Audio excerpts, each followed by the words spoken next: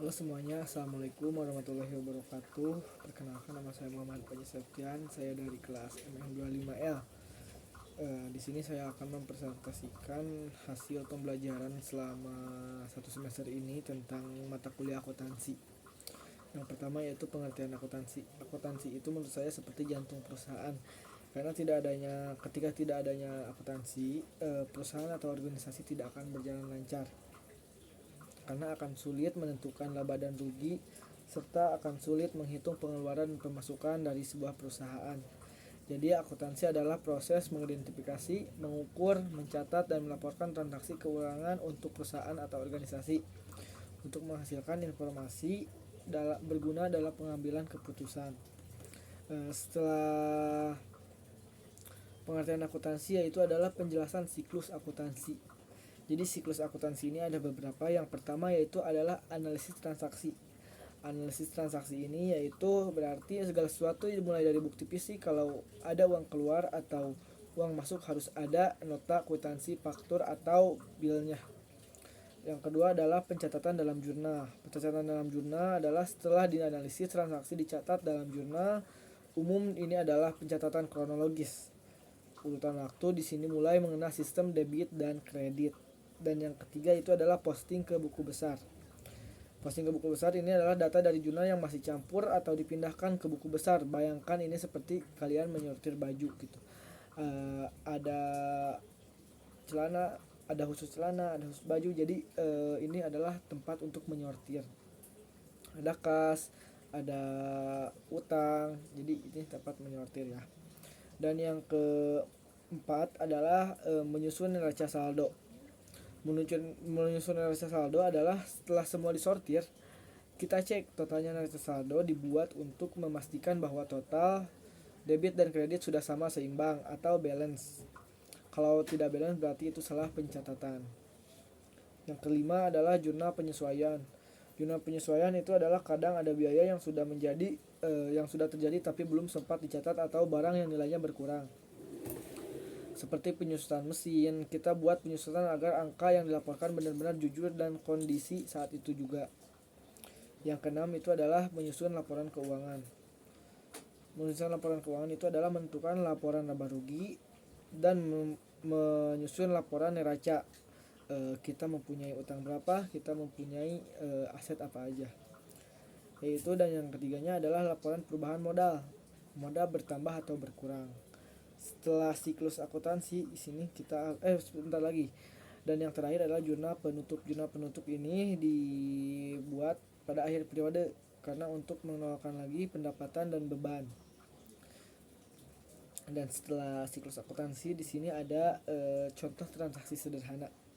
Jadi misal tanggal 1 Januari transaksi Budi memasukkan modal pribadi sebesar 10 juta untuk perusahaan laundry.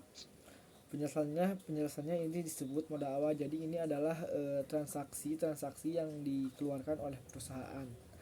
Dan yang ketiganya itu di sini saya akan menjelaskan tentang laporan laba rugi. Laporan laba rugi yaitu laporan ini mencatat semua kejadian di satu periode. Isinya cuma dua hal, yaitu pendapatan dan beban biaya. Rumusnya yaitu pendapatan dikurangi beban sama dengan laba dan rugi. Contoh, ketika kita jualan kopi, sebulan dapat 10 juta. Biaya dan biji kopi dan semua modal yang kita keluarkan itu adalah 7 juta. Jadi kita mendapatkan untung sebesar 3 juta. Contoh kecilnya seperti itu.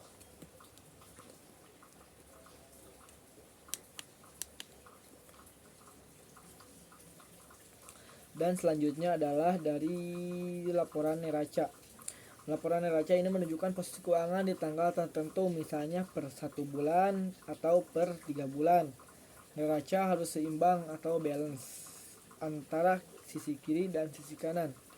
Rumus dari neraca tersebut adalah aset sama dengan liabilitas ditambah ekuitas. Liabilitas itu adalah utang dan ekuitas adalah modal. Jadi penjelasannya itu aset, kekayaan, semua yang punya nilai, contoh uang kas, uang modal, seperti yang kita miliki. Dan liabilitas utang adalah kewajiban yang dibayar untuk memenuhi kebutuhan sebuah perusahaan, sepertinya kayak membayar listrik, membayar piutang. Dan yang ketiga adalah ekuitas modal. Hak bersih pemilik ini adalah sisa setelah dari semua yang diakuisisi, yang dilunasi. Nah, dan ada juga di sini pentingnya pencatatan keuangan. Pencatatan keuangan bagi perusahaan adalah sangat penting dan menjadi hal fatal jika tidak dilakukan atau dilakukan secara salah, karena akan berpengaruh besar pada hasil perusahaan. Jika ini tidak dilakukan, pencatatan akan sulit menentukan laba atau rugi perusahaan dan akan sulit melihat berapa banyak uang perusahaan yang masuk dan keluar, serta akan rentan terjadinya korupsi. Jadi jika tidak ada pencatatan keuangan di sebuah perusahaan atau organisasi, ini akan sangat berakibat fatal. Karena apa? Karena yang pentingnya pencatatan keuangan itu yaitu menentukan laba rugi serta melihat masuk dan keluarnya uang di suatu perusahaan atau organisasi, serta jika tidak dilakukan ini akan menjadi rentan korupsi. Dan yang penjelasan selanjutnya adalah konsep dasar akuntansi. Konsep dasar akuntansi adalah pondasi yang harus diikuti agar laporan keuangan yang dihasilkan bisa dipercaya dan seragam di mana saja. Ibarat membangun rumah, kalau pondasinya miring, bangunannya di atas juga pasti akan miring. Jadi konsep dasar akuntansi ini sebagai pondasi di akuntansi, di laporan. Konsep dasar akuntansi itu ada beberapa juga. Yang ke satu kesatuan usaha, yang kedua kelangsungan usaha, yang ketiga satuan moneter, yang ketiga periode akuntansi, yang keempat prinsip biaya historis, dan yang keenam prinsip penandingan. Jadi begitulah penjelasan dari konsep dasar akuntansi. Dan di sini saya akan menjelaskan tentang pentingnya konsep dasar akuntansi. Kalau tadi penjelasan tentang konsep dasarnya, dan di sini saya akan menjelaskan tentang pentingnya konsep dasarnya. Tanpa konsep ini, setiap orang akan membuat aturan sendiri. Investor akan bingung membaca laporan keuangan karena standarnya yang berbeda-beda. Dengan adanya konsep dasar ini menjadi bahasa yang universal. Jadi ini adalah sebuah patokan ketika pemilik perusahaan, investor, jadi mempunyai aturan yaitu di konsep dasar akuntansi. Dan selanjutnya adalah siklus perusahaan jasa dan dagang. Sebelumnya yang harus diketahui di ini ada tiga contoh perusahaan, itu ada perusahaan jasa, perusahaan manufaktur, dan perusahaan dagang. Perusahaan dagang itu yang menjual suatu produk seperti kayak warung Madura, seperti toko bangunan. Kalau perusahaan jasa itu seperti cukur rambut, cukuran yang menggunakan jasa perbaikan handphone. Dan kalau manufaktur itu yang menjual bahan bakunya yang bisa diolah lagi, kayak misalkan kayak pabrik karet. Jadi contohnya seperti itu. Kembali lagi kepada siklus perusahaan jasa dan dagang. Siklus dasarnya tetap transaksi, jurnal, buku besar, neraca saldo, jurnal penyesuaian, laporan keuangan, dan jurnal penutup. Namun perusahaan jasa juga ada beberapa perbedaan dan perusahaan dagang. Perusahaan jasa menjual keahlian atau tenaga, contohnya seperti laundry, potong rambut, atau jasa desain grafis, jadi yang tidak mengeluarkan produk. Kalau misalkan perusahaan dagang itu sebaliknya, yang menjual suatu produk seperti toko baju, minimarket, toko bangunan. Jadi perbedaannya itu di antara apa yang disajikan kepada konsumen. Selanjutnya di sini menjelaskan tentang pentingnya laporan keuangan dalam mengambil keputusan. Tanpa laporan keuangan, seorang pemilik bisnis itu ibarat menyetir mobil di malam hari tanpa lampu. Jadi tidak ada arah sama sekali jika tidak ada laporan keuangan dalam mengambil keputusan. Dia tahu bergerak, tapi dia tidak tahu seberapa dekat jurang dengan dia atau pom bensin. Alasannya mengapa laporan keuangan sangat krusial pengambilan keputusan, yaitu ada beberapa alasannya, yaitu menentukan strategi harga, mengatur arus kas, ekspansi atau menahan diri, menilai efisiensi operasional. Dan penjelasan tersebut yaitu satu, dengan melihat laporan laba rugi, kamu bisa tahu apa harga jualmu saat ini menutup semua biaya. Jadi kita menentukan strategi harga, yaitu kayak ketika menjual harga 5.000, apakah ini sudah menutup dari modal yang kita keluarkan atau tidak. Nah, seperti itu.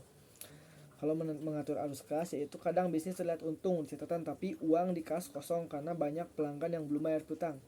Jadi contohnya ketika kita mempunyai sebuah perusahaan, misalkan kita perusahaan dagang, warung Madura, misalkan kayak kita menjual suatu produk namun belum dibayar karena menggunakan bond, jadi menggunakan utang. Jadi produk kita sudah keluar tapi uang belum masuk kepada kita. Nah gitu. Kalau yang ketiga itu ekspansi atau menahan diri melalui neraca. Kamu bisa melihat seberapa besar aset dan utangmu. Jadi kita bisa melihat aset dan utang perusahaan yang kita miliki. Selanjutnya itu menilai efisiensi operasional. Laporan keuangan menunjukkan bagian mana yang boros. Jadi ketika efisiensi ini melihat bagaimana divisi mana dan pengeluaran apa yang membuat perusahaan harus mengeluarkan banyak uang atau bisa disebut boros. Sekian penjelasan dari saya Muhammad Penny Septian, kelas MN25L. Tugas ini yaitu untuk pengantar akuntansi sesi 16. Sekian, terima kasih. Wassalamualaikum warahmatullahi wabarakatuh.